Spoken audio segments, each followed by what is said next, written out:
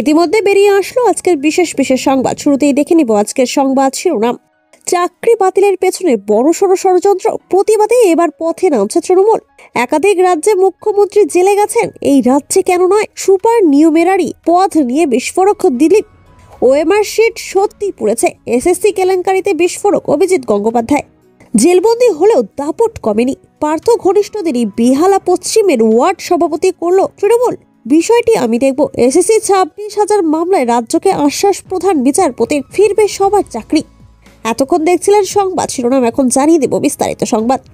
বিরোধীদের দাবি, রাজ্যে যে 26,000 জনের চাকরি চলে গিয়েছে তার জন্য একমাত্র দায়ী তৃণমূল কংগ্রেস। সোমবার নেতাজি ইন্ডোর স্টেডিয়ামে মুখ্যমন্ত্রী স্পষ্ট জানিয়েছেন যোগ্য কারো চাকরি যাবে না। পাশাপাশি তিনি এও বলেছেন এই এত লোকের চাকরি চলে যাওয়ার পেছনে কারো ষড়যন্ত্র নেই তো। এ নিয়ে চলছে চাপানোতর। এরকমই এক পরিস্থিতিতে বুধবার একটি প্রতিবাদ মিছিল করছে তৃণমূল ছাত্র পরিষদ। তৃণমূল রাজ্য সাধারণ সম্পাদক কুণাল ঘোষ সংবাদ মাধ্যমে জানিয়েছেন বিকেল 3টায় কলেজ স্কোয়ার থেকে ধর্মতলা পর্যন্ত মিছিল করবে তৃণমূল ছাত্র পরিষদ। এর পাশাপাশি আগামী 11ই এপ্রিল রাজ্যের সব ব্লক, টাউন, ওয়ার্ডে প্রতিবাদ মিছিল হবে। একই কথা জানিয়েছেন দলের রাজ্য সভাপতি সুব্রত বক্সী। মুখ্যমন্ত্রী সোমবার জানিয়েছেন সুপ্রিম কোর্টের রায়ের বিরুদ্ধে আইনি লড়াই হবে। পাশাপাশি তিনি আরো জানিয়েছেন আগামী 2 মাসের মধ্যে যোগ্যদের চাকরি দেওয়া হবে, আশা হারাবেন না। সুপ্রিম কোর্টে রাজ্য সরকার বা সিবিআই প্রমাণ করতে পারেনি চাকরি হারা ওই 26,000 জনের মধ্যে কারা যোগ্য আর কারা অযোগ্য। বিরোধীদের অভিযোগে অযোগ্যদের জন্য গোটা প্যানেলটাই বাতিল করে দিয়েছে সুপ্রিম কোর্ট। এর জন্য যদি কেউ দায়ী থাকে তাহলে সে হলো রাজ্য সরকার। এ নিয়ে মুখ্যমন্ত্রীকে সরাসরি নিশানা করেছেন বিরোধী দলনেতা শুভেন্দু অধিকারী। এদিন তিনি বলেন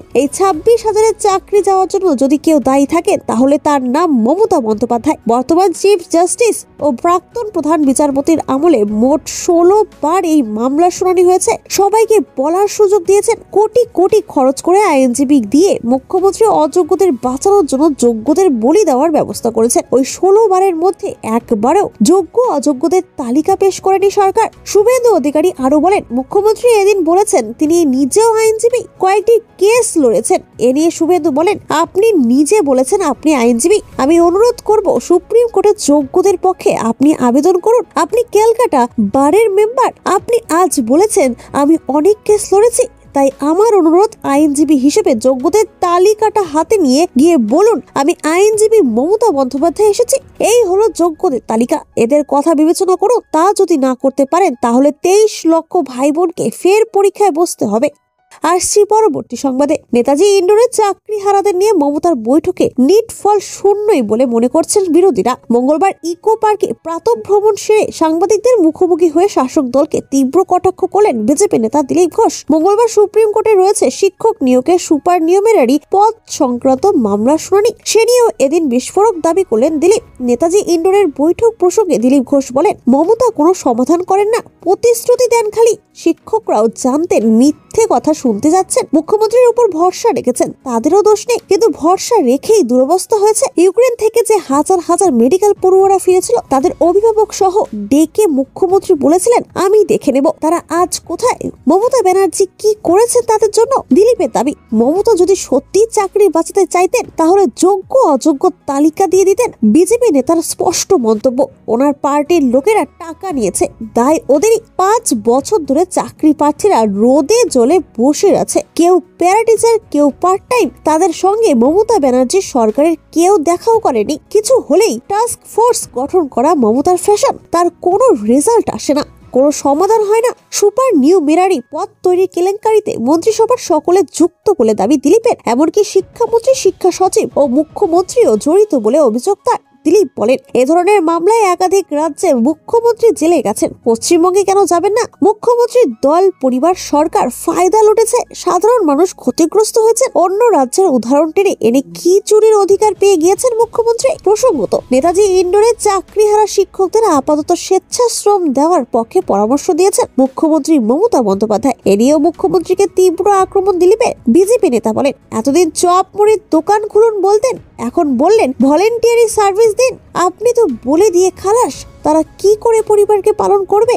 এখনো মিথ্যা কথা বলে যাচ্ছেন। শিক্ষকরা কতদিন আর মমতার এই ঢপের চপ শুনবেন জানি না। হাইকোর্টের প্রাক্তন বিচারপতি অভিজিৎ গাঙ্গুলির পরামর্শ মেনে কমিটি গড়ার পক্ষে সওয়াল দিলীপেরও। কোর্টের নির্দেশ মেনে সমাধান হোক চান তিনি। বিরাট বড় ষড়যন্ত্র রয়েছে বলে অভিযোগ দিলীপের। তিনি বলেন, আরজি করের কেস যেমন রিওপেন রয়েছে, তেমন 26,000 শিক্ষকের কেসও সুপ্রিম কোর্টে ফের শোনা উচিত। লড়াইটা বিকাশবাবু আর সরকারের মধ্যে হয়ে গিয়েছে, শিক্ষকদের কথা শোনাই হয়নি।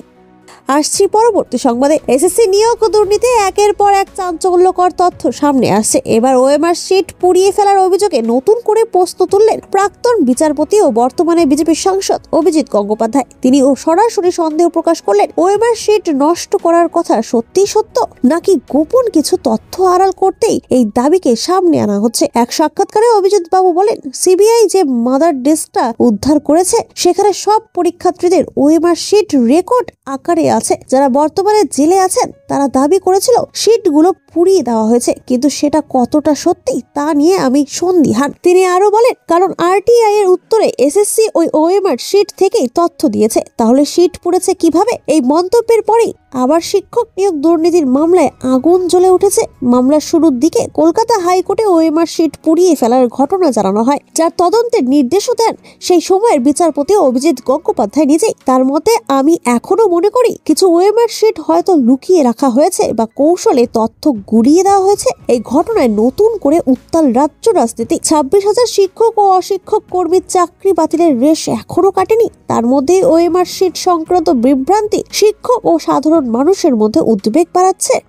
আসছি পরবর্তী সংবাদে। নিয়োগ দুর্নীতি কাণ্ডে গ্রেপ্তার হয়ে জেলবন্দি রাজ্যের প্রাক্তন শিক্ষামন্ত্রী পার্থ চট্টোপাধ্যায়। বিগত প্রায় 2.5 বছর ধরে জেলের 4 দেওয়ালের মধ্যেই দিন কাটছে তার। একাধিকবার জামিনের আবেদন জানিয়েও সুরাহা হয়নি। এই আবহে সামনে আসছে বড় খবর। পার্থ ঘনিষ্ঠ হিসেবে পরিচিতদেরই বেহালা পশ্চিমের ওয়ার্ড সভাপতি করল দক্ষিণ কলকাতা জেলা তৃণমূল নেতৃত্ব। নিয়োগ দুর্নীতিতে গ্রেপ্তার হয়ে বিগত প্রায় 2.5 বছর ধরে জেলবন্দি পার্থ চট্টোপাধ্যায়। তার অনুপস্থিতিতেই এপ্রিলে প্রথম সপ্তাহে পার্থের বেহালা পশ্চিম বিধানসভা কেন্দ্রের অধীন 10টি ওয়ার্ডের নতুন সভাপতিদের নাম ঘোষণা করা হলো। সেখানে প্রাক্তন শিক্ষামন্ত্রীর ঘনিষ্ঠ হিসেবে পরিচিতরাই প্রাধান্য পেয়েছেন বলে খবর। এছাড়া যে 3টি ওয়ার্ডে সভাপতিদের পরিবর্তন করা হয়নি তারাও পার্থ অনুগামী হিসেবে পরিচিত। যদিও নিয়োগ দুর্নীতিতে গ্রেপ্তার হওয়ার পর থেকে দীর্ঘদিন পার্থ জেলবন্দি থাকায় তার অনুগামী কেউ আছেন কিনা সেটা নিয়ে অনেকের মনে সংশয় রয়েছে। নতুন ওয়ার্ড সভাপতিদের বিষয়ে বেহালা পশ্চিমের একজন তৃণমূল নেতা বলেন, আগামী বছর বিধানসভা ভোট, সে কথা মাথায় রেখে নতুন সভাপতিদের দায়িত্ব দেওয়া হয়েছে। পার্থ চট্টোপাধ্যায় 5 বারের বিধায়ক, সেই কারণে যাদের সভাপতি করা হয়েছে তাদের সঙ্গে পার্থের যোগাযোগ ঘনিষ্ঠ ছিল, সেটাই স্বাভাবিক। তবে এটুকুই বলা যায়, এখন সবাই অতীত ভুলে আগামীর দিকে এগিয়ে যেতে চাইছেন। সেই কারণে পার্থ অধ্যায় পিছনে ফেলে এই সভাপতিরা দলের সঙ্গে চলবেন। বেহালা পশ্চিমের অধীন 118 নং ওয়ার্ডের সভাপতি হিসেবে থেকে গিয়েছেন পার্থ অনুগামী হিসেবে পরিচিত অঞ্জন চক্রবর্তী। 119 নং ওয়ার্ডে সভাপতি করা হয়েছে বর্ষিয়ান অংশু কুমার চট্টোপাধ্যায়কে। সত্যার্থ এই রাজনীতিককে দায়িত্ব দেওয়া নিয়ে দক্ষিণ কলকাতা তৃণমূলের একটি সূত্রের দাবি, এই বিষয়ে পার্থ ঘনিষ্ঠতার কথাই মাথায় রাখা হয়েছে। 125 নং ওয়ার্ডে সভাপতি হয়েছেন পার্থ ঘনিষ্ঠ বিশ্বজিৎ অধিকারী। 126 নং ওয়ার্ডের ক্ষেত্রে দায়িত্ব পেয়েছেন সুদীপ রায়। তিনি প্রাক্তন শিক্ষামন্ত্রীর নেতৃত্বেই যুব সংগঠন থেকে উঠে এসেছিলেন। 127 নং ওয়ার্ডে থেকে গিয়েছেন পার্থ ঘনিষ্ঠ হিসেবে পরিচিত উৎপল দত্ত। অন্যদিকে 128 নং ওয়ার্ডের ক্ষেত্রে পার্থ একতা ছায়া সঙ্গী পার্থ সরকার ওরফে ভজার অনুমোদন নিয়ে সভাপতি করা হয়েছে সঞ্জীব রাজকে। 132 নং ওয়ার্ডে আবার সভাপতি পদে বহাল রাখা হয়েছে প্রাক্তন মন্ত্রীর ঘনিষ্ঠ হিসেবে পরিচিত অভিজিৎ দেকে। জানা যাচ্ছে পার্থ ঘনিষ্ঠদেরও ওয়ার্ড সভাপতি করার নেপথ্যে অনেকে ভজার ভূমিকা রয়েছে বলে মনে করছেন। এই বিষয়ে দক্ষিণ কলকাতা জেলা তৃণমূলের একজন অভিজ্ঞ নেতা বলেন, এক্ষেত্রে ভজার ভূমিকা অনেকখানি রামায়ণের ভরতের মতো। ভোটের আগে পার্থ তার জামিন পেলে যাতে ফের তার বেহালা পশ্চিমে দাঁড়াতে সমস্যা না হয় সেই চেষ্টাই করছে ভজা। তবে সব ওয়ার্ড সভাপতির ক্ষেত্রে যে পার্থ ঘনিষ্ঠদেরই প্রাধান্য দেওয়া হয়েছে এমনটা নয়। বেশ কিছু ক্ষেত্রে স্থানীয় কাউন্সিলরের মতামতকেও গুরুত্ব দেওয়া হয়েছে। 129, 130 ও 131 নং ওয়ার্ডের ক্ষেত্রে এমনটাই দেখা গিয়েছে। এই 3 ওয়ার্ডে যথাক্রমে সুবীর বরাট, কৌশিক বন্দ্যোপাধ্যায় ও দেবজ্যোতি গায়েনকে সভাপতি করেছে দক্ষিণ কলকাতা জেলা তৃণমূল নেতৃত্ব। আসছি পরবর্তী সংবাদে। কলকাতা হাইকোর্টের রায় বহাল রেখেছে সুপ্রিম কোর্ট। 2016 সালের এসএসসি সম্পূর্ণ প্যানেল বাতিল করেছে প্রধান বিচারপতি সঞ্জীব খান্না ও বিচারপতি সঞ্জয় কুমারের ডিভিশন বেঞ্চ। সুপ্রিম রায়ের জেরে চাকরিহারাদের পরিবারে এখন হাহাকার। ইতিমধ্যেই 25,752 জন শিক্ষক ও শিক্ষাকর্মীর চাকরি বাঁচাতে শীর্ষ আদালতের দ্বারস্থ হয়েছে রাজ্য সরকার। এবার তাতেই বড় আশ্বাস দিলেন সিজেআই খান্না। সোমবারই চাকরিহারাদের সঙ্গে দেখা করে মুখ্যমন্ত্রী মমতা বন্দ্যোপাধ্যায় বলেছিলেন, কোনো যোগ্যের চাকরি যাবে না। আমরা সুপ্রিম কোর্টে যাব, ব্যাখ্যা চাইব, পুনর্বিবেচনার আবেদন জানাবো। সেই মতো শীর্ষ আদালতের দ্বারস্থ হয় রাজ্য। মঙ্গলবার প্রধান বিচারপতির কাছে আর্জির কথা জানান রাজ্যের আইনজীবী। সুপ্রিম কোর্টে তিনি বলেন, শীর্ষ আদালতের নির্দেশ কার্যকর করতে প্রশাসনিক অসুবিধা হচ্ছে। সোমবারই এই আবেদন জানানো হয়েছে।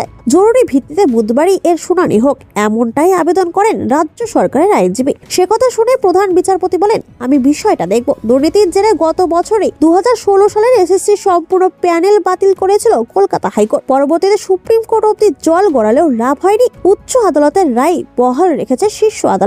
যোগ্য অযোগ্য বাছাই করা সম্ভব হয়নি, সেই কারণে সম্পূর্ণ প্যানেল বাতিল করে দেওয়া হয়েছে। এদিকে একসঙ্গে এতজন শিক্ষক শিক্ষাকর্মীর চাকরি চলে যাওয়ার চাপে পড়েছে রাজ্যের বহু স্কুল। 25,752 জনের চাকরি বাঁচাতে ইতিমধ্যেই সুপ্রিম কোর্টের দ্বারস্থ হয়েছে রাজ্য। গতকালই শীর্ষ আদালতে নতুন করে আবেদন জানিয়েছে মধ্য শিক্ষা পর্ষদ। সুপ্রিম রায়ের মডিফিকেশন চেয়ে যতদিন না অবধি নতুন নিয়োগ সম্পূর্ণ হচ্ছে, ততদিন অবধি যোগ্যদের চাকরি বহাল রাখার আবেদন জানানো হয়েছে।